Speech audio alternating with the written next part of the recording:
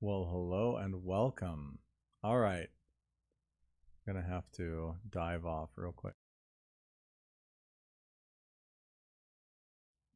As soon as I even turn this on, all the energy starts flowing. And when the energy starts flowing, I can, among other things, start coughing to be clearing energies. So clearing yours, mine, and our energies across the universe, across the galaxy, and across the world. Welcome to our first 2022 on the 2nd of January satsang. These satsangs will be taking place every Sunday at 7 p.m. MST, or Mountain Time, regardless of whether it's daylight or mountain savings, will be taking place every week if I can possibly make them happen. So my goal is to do 52 this year.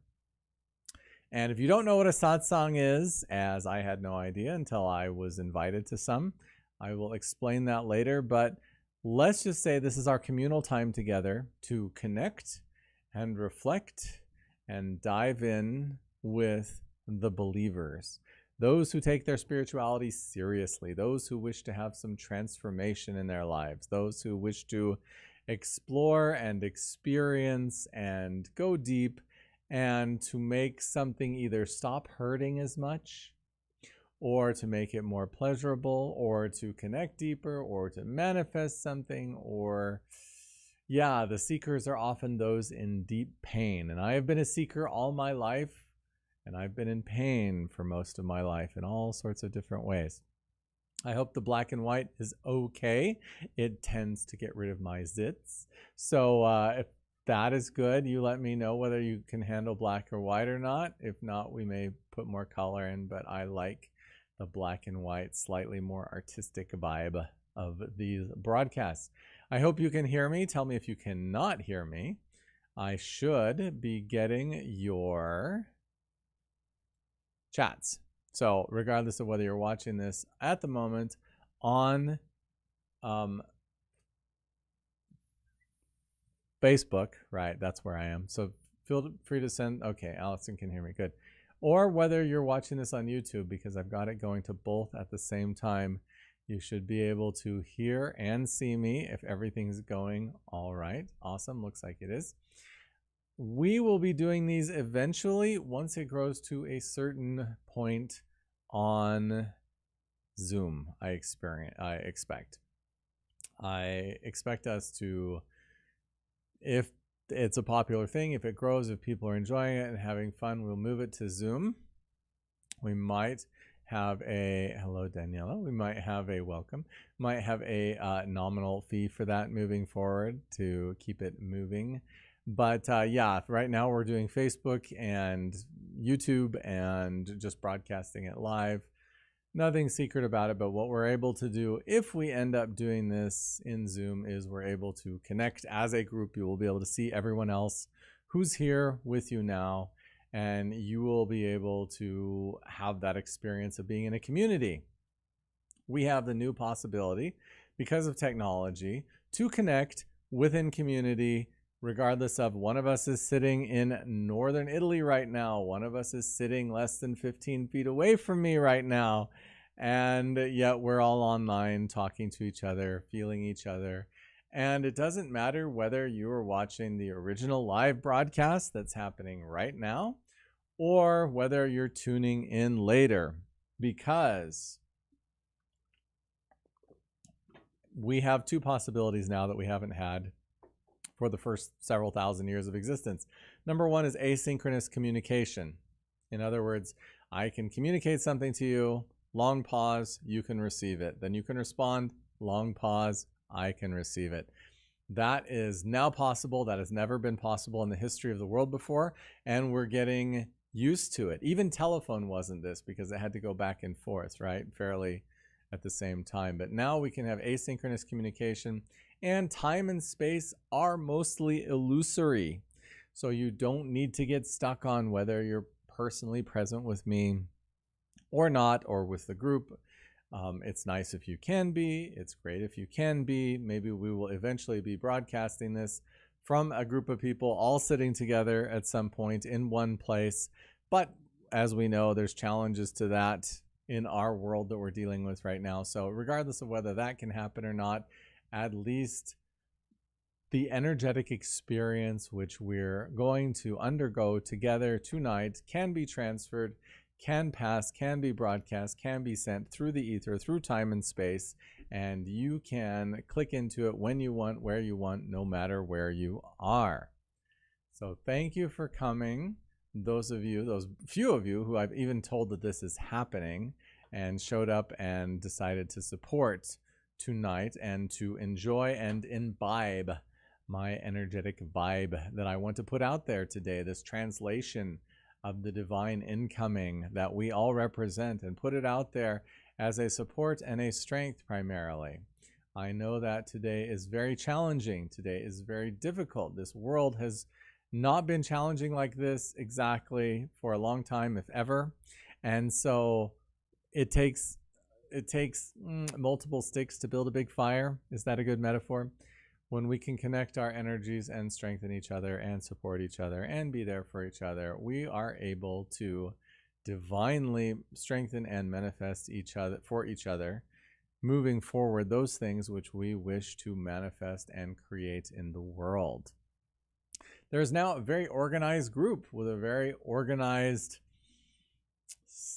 plan that's going on in the world, and they are gathering in rich places and having rich conversations and deciding how the world will continue and what it will be. And if we would like something different, we need to gather and have these conversations and have these energies and have these presentations and have these connections and have these explorations, and more than anything else, exchange energy, which I will talk about later, probably not this week, and exchange our support and power for one another to actually accomplish and do and be everything we wish to accomplish and do and be moving into our future.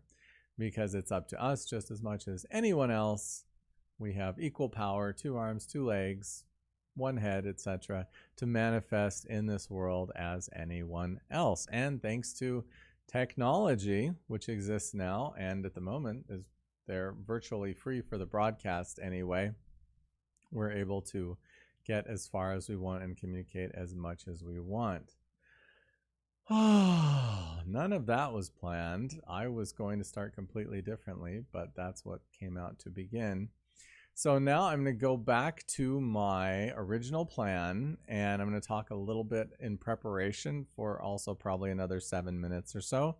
And then we're going to get started. Once we get started, my goal is that you're going to be able to relax and go into your body more, feel yourself and your emotions, and you may laugh or cry or jump for joy or whatever you want to do, which you have even more freedom to do here than at a conventional satsang, because you're not disturbing anybody. So go for it, at least not us. So feel free to disturb anyone in your own home as much as you want. It doesn't bother me at all. Total freedom. Okay, so now, but before we get to that, I want to go to announcements and what this is and kind of what's going on. By the way, a friend said, Ryan, you should wear a collared shirt when you broadcast. So I'm wearing a collared robe. I hope that qualifies, or is as good as a collared shirt. So does it look more professional? Okay, all right. So this is how I prep today, and this is a new era for me. And if you understand me and my ADHD ways and my highly sensitive ways and my childhood, you will understand how challenging this is and what a great reward or what a great accomplishment it is for me to be able to prepare in this way. Well, first of all, I put in my essential oil. So, don't know if you're going to be able to see this, but we have, no, you probably can't. Oh, well. This is Myrrh Essential Oil. I have frankincense going in the bedroom. I have myrrh out here in the office. We have Christmas-themed essential oils burning, ladies and gentlemen, right now. Myrrh is rather, it's not necessarily the most pleasurable scent in the world. It kind of smells a little bit skunky, to be honest. It's a kind of a very penetrative, interesting, almost astringent smell. How would you describe it if you describe it? Let me know if you have the chance to smell myrrh. I posted about essential oils this week, and so you can read more about that on my Facebook wall. Frankincense is a lot more balmy. If you've been to a Catholic church, you smell them burning frankincense, incense. And that is a very high energetic profile is how I would describe it. It's impossible to describe sense, right? We think we understand things, and as Osho said, if you think you understand the world, describe how a rose smells, and you will find you cannot. If someone has not smelled a rose, you cannot give them a description of how a rose smells so that they can smell it with any degree of accuracy whatsoever. So if you can't do that, how much do you really know? How much do you understand about the world around you? And how much just has to be experience? So I have myrrh burning in the background behind me, being incensed into the air. I lit a candle. Can we still see it? There's the candle. So there's a candle burning behind me to represent transformational energies, and it's just pretty. And yeah, it's behind me. We'll put it in the frame next time, I hope. And the other thing I did is I made myself a cup of matcha tea, which, I mean, for me is very decadent to make some tea. When I was in Germany, I learned of tea. Never had tea in my family growing up at all. No coffee or tea. And then in Germany, they started offering us tea all the time, and I had to start learning about it. And yeah, I mean, I love my chamomile. I love trying different things. So we have a little bit of a rice matcha tea, roasted rice matcha tea going on right now. So this is the third thing that I did. And the interesting thing about this is, as I did this, my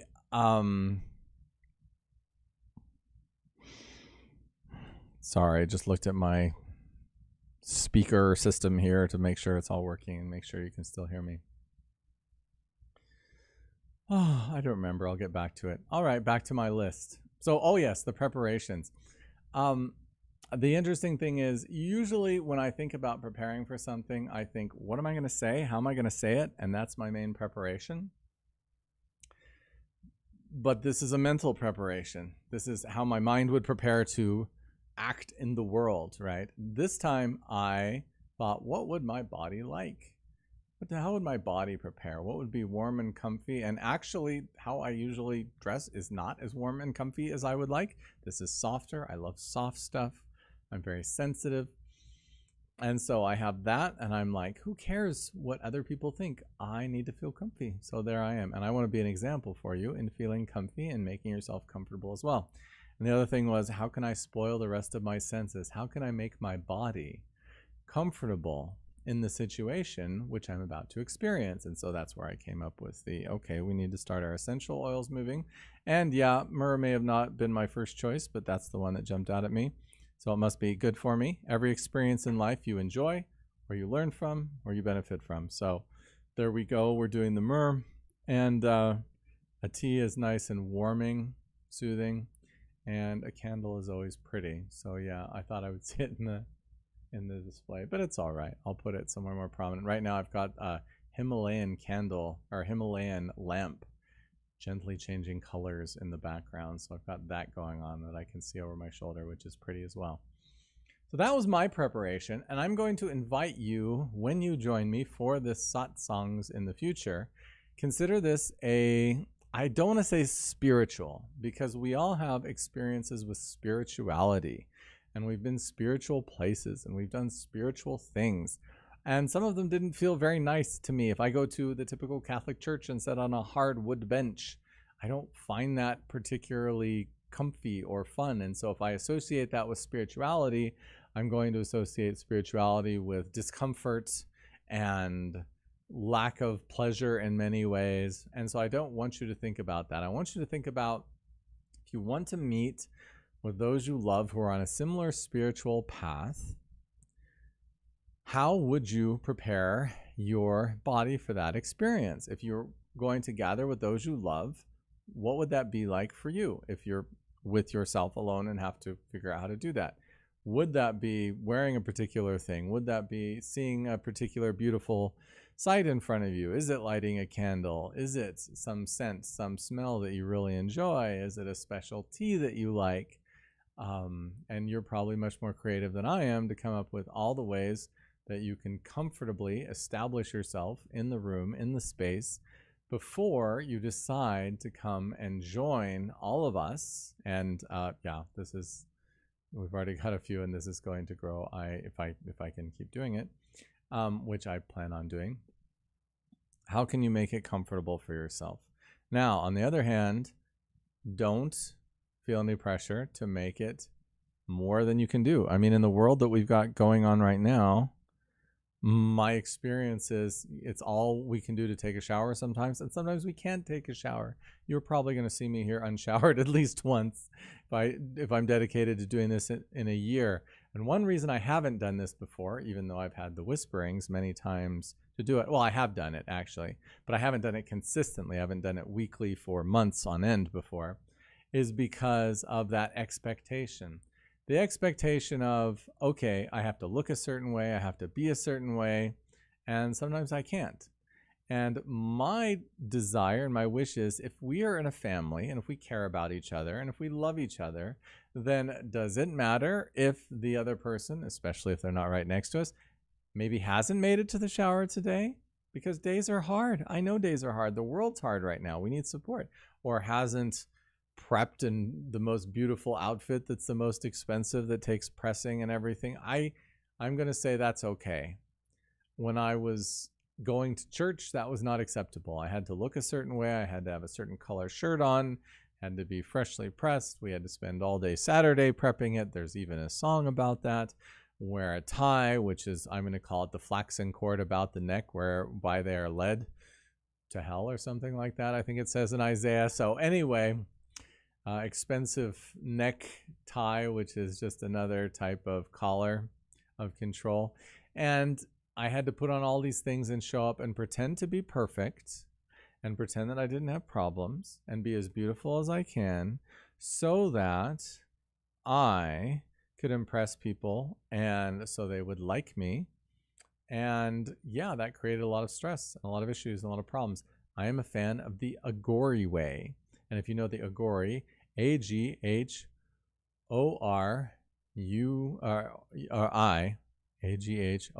yeah, Aghori, then you will see, if you Google that, you're going to see a bunch of guys who are about as dirty as you can imagine. They smear themselves in the ashes of the dead. They have dreadlocks and they never cut their hair.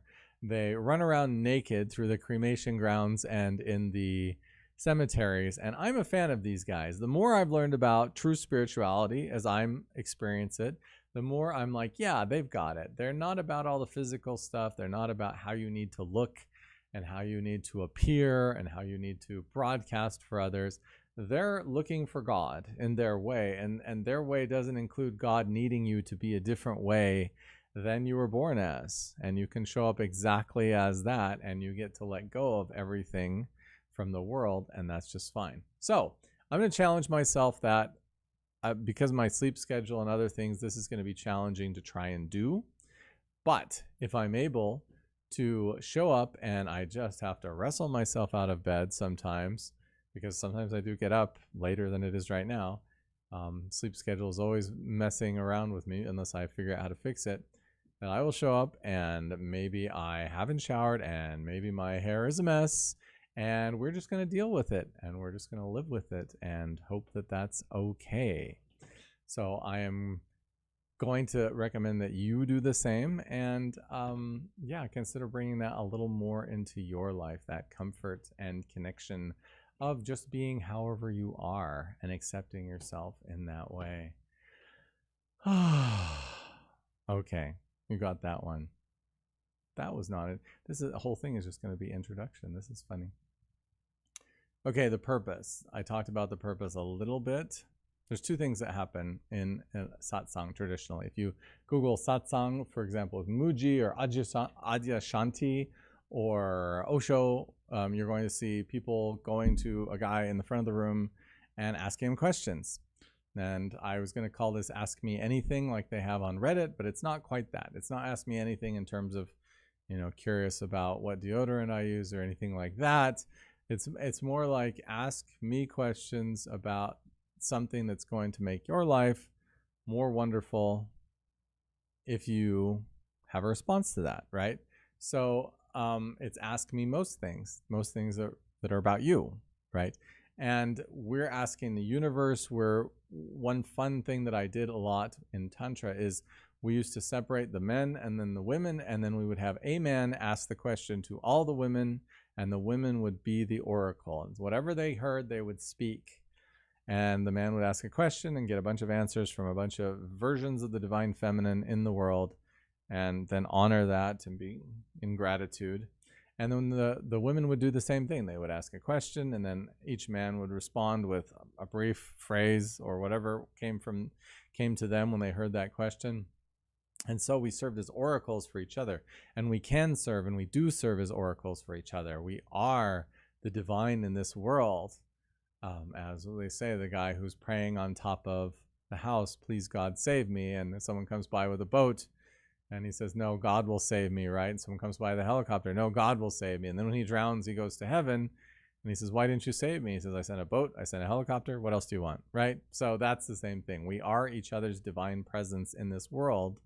And part of Kashmiri Shivite Tantrism, which I'm going to talk about more as the year moves on, and Christo-Tantrism, and I think what Jesus wanted to express is we are the divine, we are the spiritual, we are the oracles for one another. And so I'm going to go out on a limb and say, you can show up, you can ask questions, you can ask me anything you want, and let's see what the oracle says. Let's see what the divine brings through us, and let's see how that may help us. And that may not be the most important thing. We're going to do that because that's how satsangs are set up conventionally. Also, we'll start with that. But the other thing that is important is to understand the energy. And I've been getting a very specific energy this entire day. It's not necessarily been a pleasant one. Sort of in the bottom of my abdominal space, there has been an energy of almost anxiety, discomfort, a little bit of confusion. And in fact, I felt a specific rage today. I felt kind of angry at no one in particular, wanting to change things or wanting to tear things down, or there's that feeling's been with me today. And I don't know why precisely, and that may not be the most comfortable feeling to bring into a satsang, but in non-dual traditions that don't judge things as good and bad, oh, you're feeling good, that's good, you're feeling bad, oh, that's bad. No. In non-dual traditions, however you are feeling is correct and right. And it doesn't need to be the feeling that, oh, we're all feeling this tremendous spirituality flowing through us, therefore that's the way to feel, and that's right and that's good. No, we can also feel discomfort and uncomfortable and unhappy and be struggling with things physically, psychologically, emotionally. That's part of life. And bring it here and just sit with it and have it exist in the space. Goodness. Okay, so ask me just about anything.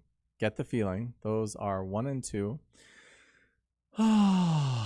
I'm not going to launch these instantly. Normally, if I'm broadcasting on YouTube or something, it'll be 3 minutes, 7 minutes, 10 minutes. I'll turn it on, I'll talk, and it'll try to dive right into a topic, cut it apart, and click, it's off. Also, there's no interaction in those. So I will dive very fast into all those. But these meetings will not be like that. These meetings, I'm wanting to take slowly. As we see, we're still in introduction after 24 minutes today. So this is the warm-up to explain what we're doing and to provide a framework for it, a context for moving forward together. So I will have these introductions and things, and I will plan to start after 5-10 minutes to get into the actual isness of what it is we're going to be doing. Conventional satsangs can be an hour and a half, 2 hours maybe, an hour at least. I don't know about these digital ones. I also don't know about my voice, how long I can talk without losing my voice, because this is a lot more me and a lot less silence and other people, at least so far in the way we're doing it. So we'll see how we do it. Probably aim for about an hour generally. I don't think we'll go that long today, depending on how much stuff keeps flowing in. But something like that to start out with, I think, is a good period. Good period to move your consciousness and your being to a different place. And I wonder if you feel at this moment into what's happening within your body and your mind, if you've been with me this whole time, and think, okay, what's happening differently in my psyche and in my energy in the last 25 minutes? Have I changed from when this call began? Even though I haven't been talking about spiritual stuff that much, has there been a change in your energetic structure? Because it's my intent that there is a change in the energetics of what's happening, regardless of what we're talking about or what's happening. So there, and I started coughing at the beginning, so that's a sign there is work happening somewhere with someone, whether they watch this later, whether they're here now, whether it's for me. And we are all connected. We are all forming that. In the Bible, they call it the body of Christ, right? Or then talk about one person being the foot, one person being the eyes, one person being, right? So we're all forming that. And to do that, we all have to connect in different ways and share energies and focus and move together. As Jesus said, if two people gather and they're focused on something, they can move mountains and nothing will be impossible for them. So just check in whether that's happened. And if not, we will definitely start to move energy more consciously beginning right now. Thank you for listening to that rather detailed introduction to what's going on. And if you have any questions about this, me, satsang, the idea, feel free to toss them in. I should be able to see chat. No, I can see chat. So, okay, awesome. Thank you, Danielle. So yeah, with that said, why don't we just close our eyes for a moment? And all of a sudden we feel our bodies when we close our eyes. We drop into our bodies. The visual sense isn't distracting us. The visual takes in from outside. The nose gathers from outside. The ears gather from outside, which we need to maintain connection at this moment. But we move more into the felt sense. We feel our bodies sitting on chairs or lying on beds or wherever it is we are, on cushions. We may notice the air entering our bodies as we breathe. We may feel uncomfortable, yucky things. We may feel exciting, pleasurable things. We may feel all sorts of different things. And it doesn't really matter. I'm just going to invite you to notice what you're sensing, what you're feeling, and what's happening for you right now in this moment. And feel your body and sink into your body and allow yourself to be more and more present within your body. Noticing as the breath goes in and out, how each sensation either shifts or stays the same or changes.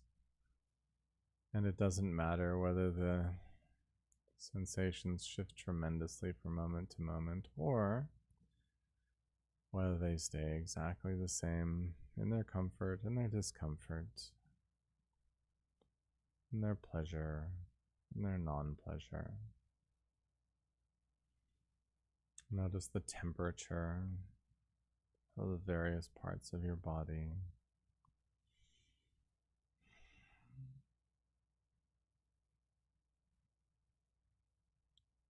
Feel into that.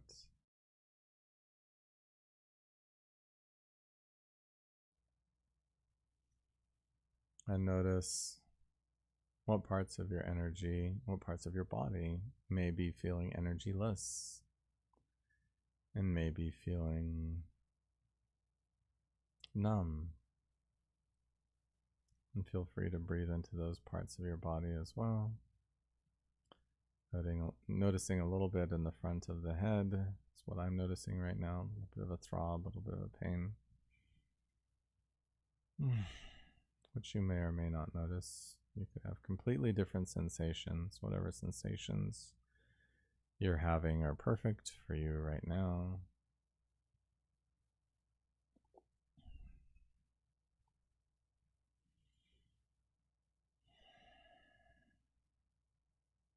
There you go. And as you do this, you may notice as your consciousness begins to, one word they use is scan down your body. You begin to look at the top of your head and you see, how does the top of my head feel? How does my forehead feel? How do my ears feel? How do my temples feel? My nose, my lips. And you begin to scan down your entire body, noticing especially tension, pain, or discomfort in any of these places moving down through your body. Your lips, your chin, your neck. But what you also may have noticed, and what I have been feeling as we have been on this little journey together, is how your consciousness sinks further down into your body. As your mind allows itself to relax in a safe place and go deeper into your body. And so your awareness and your presence can sink from right between your eyes at that level, or maybe even higher, to further down within your body, allowing yourself to feel the experience and possibility of sinking further and further down through your body, the senses and the sensations that it has, and see how safe you can be in your level of comfort as you allow your consciousness to sink down through your body. Is it safe to be in your shoulders? Is it safe to be in your chest? Is it safe to move your consciousness and your awareness to your belly? Is it safe to put it in your abdomen? Is there anxiety there? Is there fear? And if there is, you feel the necessity to run away from it? Or can you just be with it right now? Can you allow your awareness to sit within the bowl of your pelvis? Pelvis means bowl in Latin. And that's where so much is stored for us, our tension, our energies, our creative powers. Can you allow that bowl to relax and open and to receive, and just hold your awareness and your consciousness all the way at the base of your spine? And maybe you can feel in your legs and your knees the energies flowing down below to your feet and into the earth from which you are a part. We are made of the dust of the earth. I am told 90 different elements, and we consist of all that somehow, miraculously, magically. So the earth is not separate from us, and we are not separate from the earth. And can you allow that energy to flow between you and the earth, whether it's flowing, if you're sitting on the ground, directly into the base of your spine,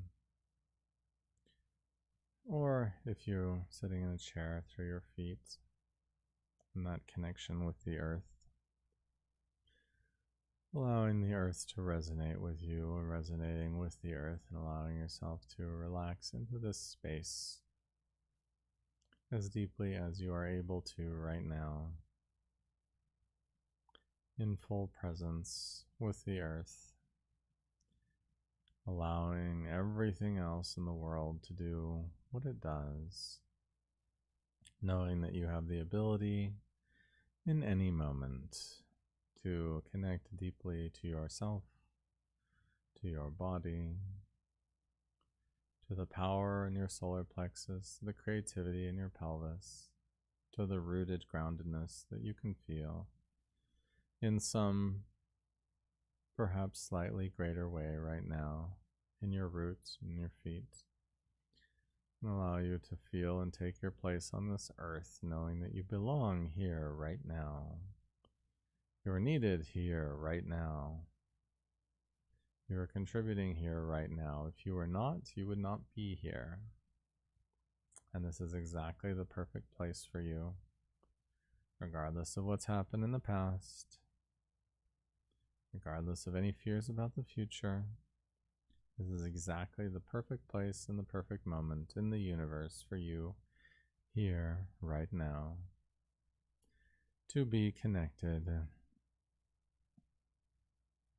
settled in, and feeling yourself in the world right now. Noticing this sense of power and groundedness, and also how you are part of a larger community who are gathered. You are not alone. And we support you as you support us.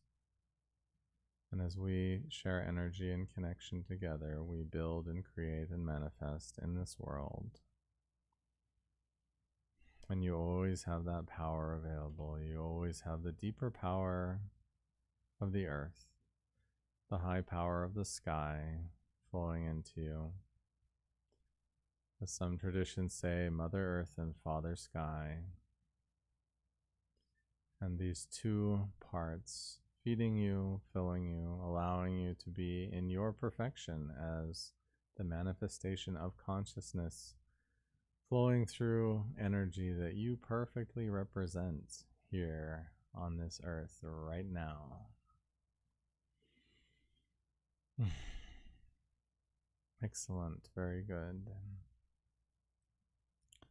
Just enjoying that space which you arrived at and which you're connected to, drawing energy to carry through for the rest of your new week in this ostensibly new year.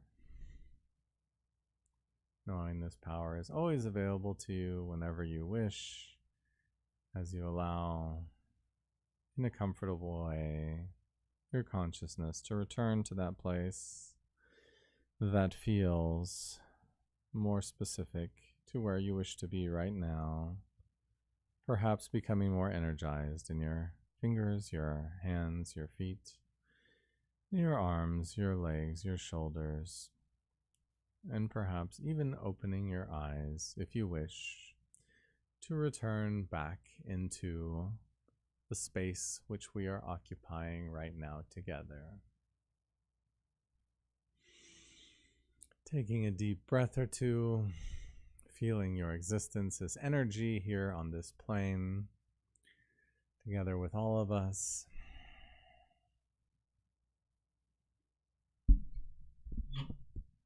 Namaste, namaskar, welcome. And generally we will begin our official portion of the evening with meditation much like that.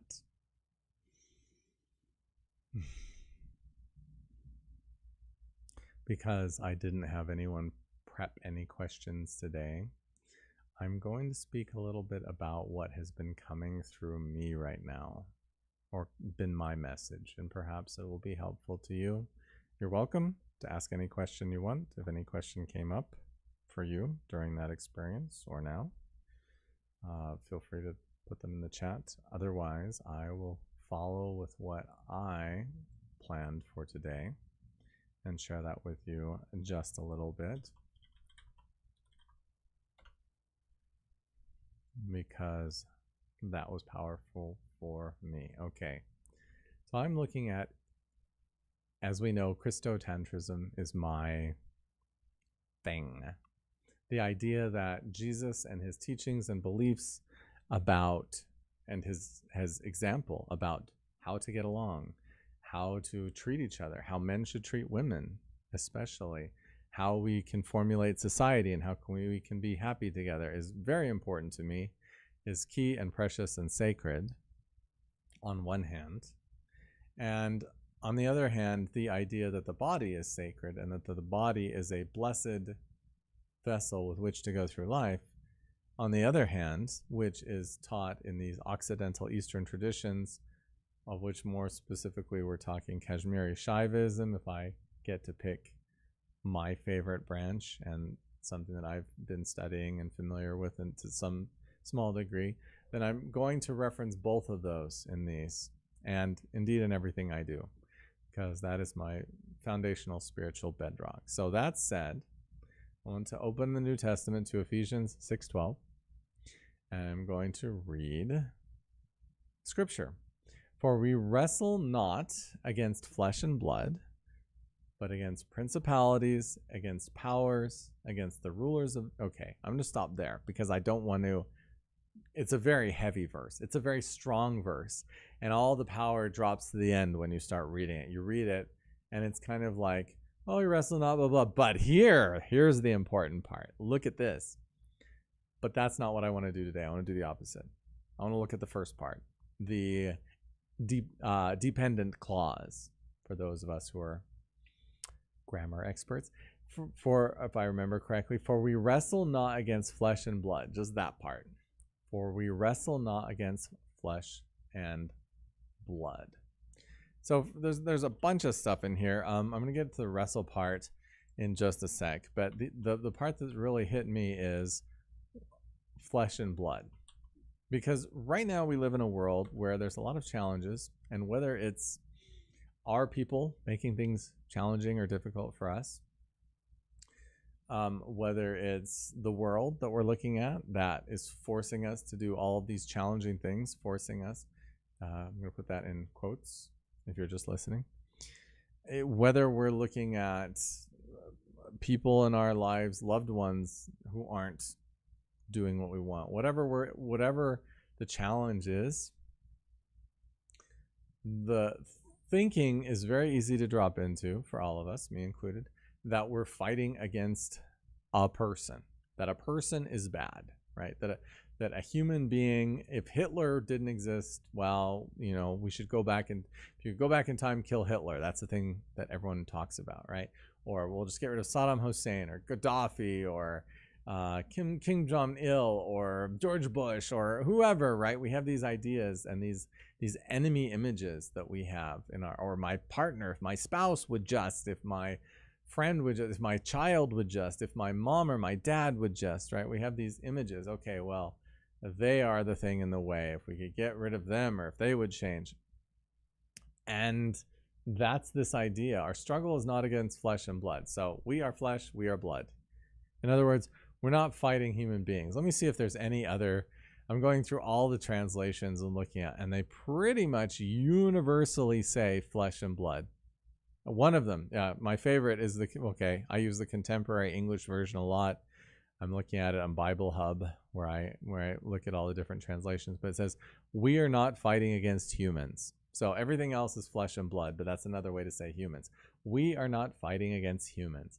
And it's so important to note that, because the guy at the airport who's making our life difficult, or the cop who just pulled us over, or the guy who's sitting on Capitol Hill or in Washington, D.C., or our mom or whatever, feels like it's so easy to just be angry at them and want to attack them and want to fight them.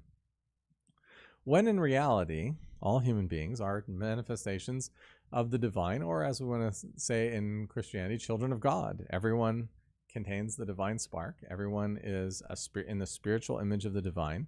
God is everywhere, as I posted this week, and within us and within everyone else. Therefore, there's no one who is evil and worthy of destruction around, right? No one that we're struggling against that's a human. It's not, our goal isn't to overcome this human, to beat up or kill this human, which is how they deal with it in the world. That's how we were preached and shown, TV, movies, etc. If we just kill the right person or the right people, everything will be fine. If we kill all the terrorists, then there will be no more terror, when in fact we're generating more anger and rage by killing so-called terrorists and often non-terrorists. So, but we're not fighting against humans.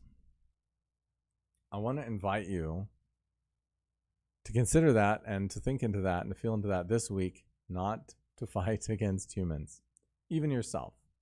Being angry, upset with, judging yourself. No. We are fighting against forces and authorities and against darkness and powers in the spiritual world. I love the contemporary English version, the CEV. Yeah, the King James Version says, we wrestle not against flesh and blood, but against principalities, against powers, against the rulers of the darkness of this world, against spiritual wickedness in high places. That's a little bit more confusing 500 years later, which is why I love the CEV. Against forces and authorities and rulers of darkness and powers in the spiritual world. In other words, there are influences around us, and there are powers in the spiritual world. There was a time where I wasn't sure about that. Now I'm very convinced about that. That are influences, and we get to decide whether we're going to follow those energies and go with them, or whether we're going to choose different paths. One moment, please. Okay, back.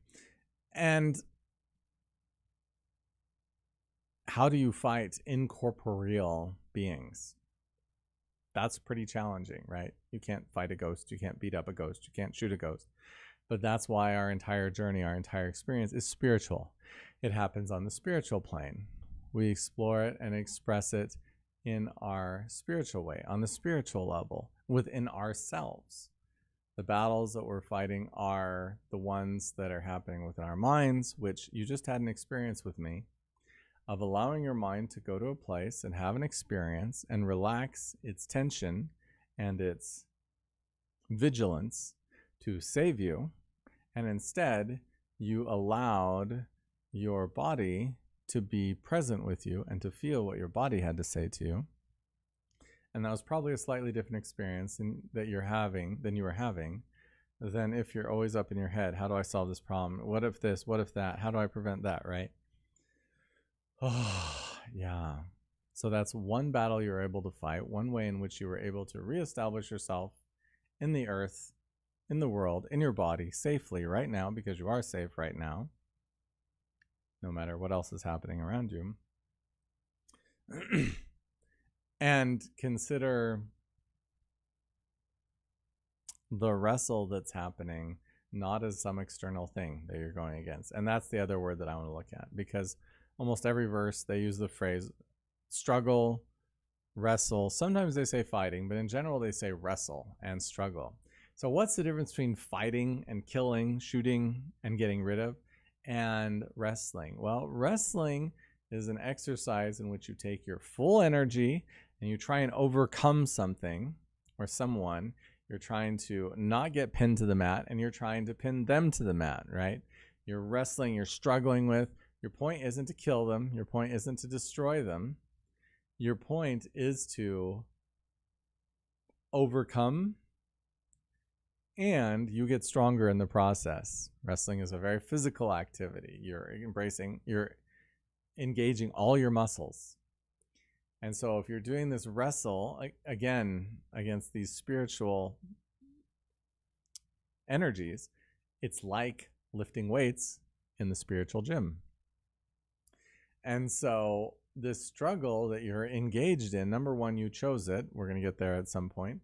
And you decided to be here, and precisely for this reason, because your mind-body experience of struggling against everything that's going on right now, and I know it can be tremendous for all of us, is a path to you getting stronger, to you overcoming, learning new grips, learning new ways to handle this opponent, learning how to push them to the mat, learning how to, right?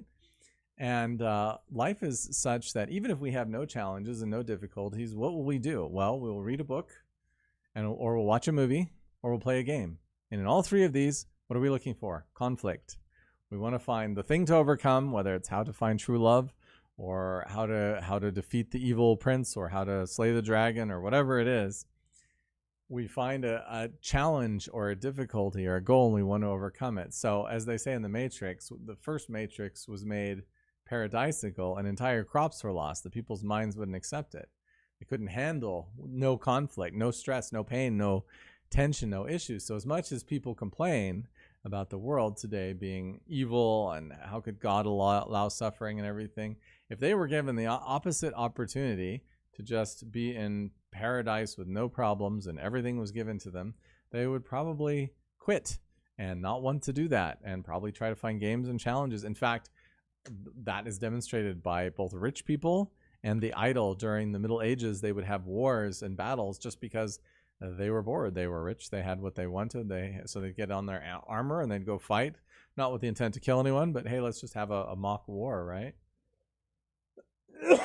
Because effortlessness is boring. So, regardless of whether we don't like what's happening now, we don't enjoy it, we feel like the wrestling partner is too intense, life is too intense, we can't overcome this. Instead, consider you're wrestling and you're learning new ways and you're getting stronger as you're doing it and you're learning new ways of dealing with it and you're becoming stronger, you're becoming more powerful. They say when your problems are a 5 and you're a 3, they seem insurmountable. When the problems are a 5 and you're a 7, they seem easy. And that's the point. If you keep getting problems that are bigger than you are, then you learn to handle them and you learn to get stronger through working through them and through attacking them and wrestling with them. And then you become a greater person, which is probably one part of what you're here to do. So, don't wrestle against flesh and blood. Don't fight the people, because I can't tell you how many people come to me and say, well, if only Trump were gone, everything will be great. Or once Trump is back, everything will be great. Or once Biden is gone, everything will be better. And their idea is there's something outside of them that if it changed, if it was gone, things would be all right. When in reality, whatever that was is given to you right now for you to engage and explore and experience and battle against and or heal and or transform so that you can become stronger and manifest what you want in the world and get it and make it happen, be that thing through the struggle. If this didn't happen, we'd all still be sitting in cribs, not walking, not talking, not falling down, not making mistakes, which is one way to do it, but none of us chose that. We chose to start walking, which is a tremendous challenge. We chose to start talking, which I've heard is as difficult as learning a piano concerto for a non-pianist. And we just keep doing difficult things all the time. Apparently we love difficult things. So whatever's going on, it's what's here. We can just relax into it. We can feel the wrestle. Wrestling isn't always fun. Maybe we sprain things. Maybe we hurt things. Maybe sometimes we feel like we're getting pinned. Doesn't matter. That's part of our experience. That's what we're doing. That's the point of it all. And all these spiritual forces of evil in the heavenly places, as another translation has, is perhaps part of that weightlifting equipment for us to wrestle against. Part of that machine, part of that which is actually going to work toward our good, as all things in the world do. God created all things and saw that it was good, it says in Genesis. And now we can understand how. All right, let me check the chats very briefly.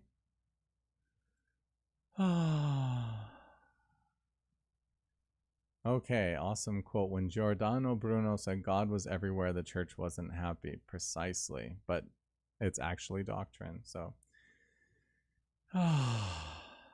awesome. You're welcome. Thank you for your participation. All right, everyone. We are coming up on an hour. That's what I wanted to share. If you have anything else you want to bring up, you're welcome to.